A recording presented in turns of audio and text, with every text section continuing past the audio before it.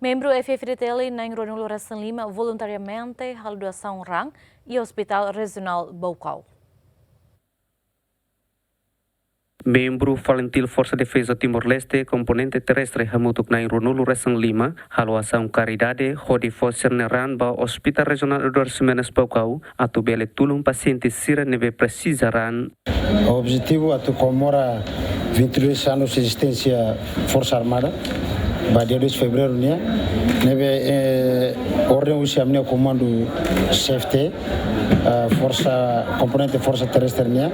Atu halo doação ra, o de apoio tem malu Timor-Ansira, neve maka precisa ter restaurante turu kida. Também maka usi pelotão sanitário em coordenação o diretor executivo Hospital Regional Eduardo Ximenes, Horex Baucau, para o Inloran ambil realiza atividade de doação ra e a Horex. Mas Laos mos e a comemoração dia 2 de fevereiro, né? Laos parte de saúde, Laos atividade de doação rande. Amimos ia tratamento de saúde massal, serviço amutuk na fatin o Hospital Horex, e dia 29 a misi halo tratamento massal ba comunidade sira e suku leurema. Diretor Executivo Hospital Regional Baucau, Claudinho Ximenes, agradece a membro componente terrestre, tamba bele apoio tanran, hori tulung paciente sira nebe precisaran. Eu agradeço a componente terrestre e hanesan parceiro dia Hospital Regional Eduardo Ximenes, parceiro permanente. Eu cresci em 2016, amil autiana serviço muito com componente terrestre. Alaus atividade consulta massal nomos ba doação rang.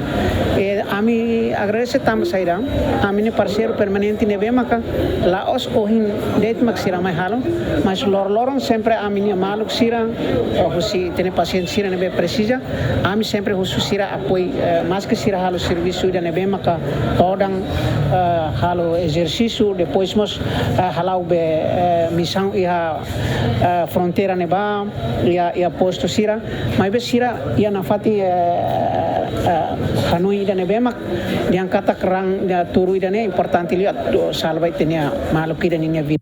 Militar halo atividade idani hodi comemora lorong transformação Valentil ba FFDTL badala Ronul Rasen ruang FFDTL mos sei halo tratamento massal e suku leurema posto administrativo Bazar Tete município Likisang Feliciano Venancio Belo GMN.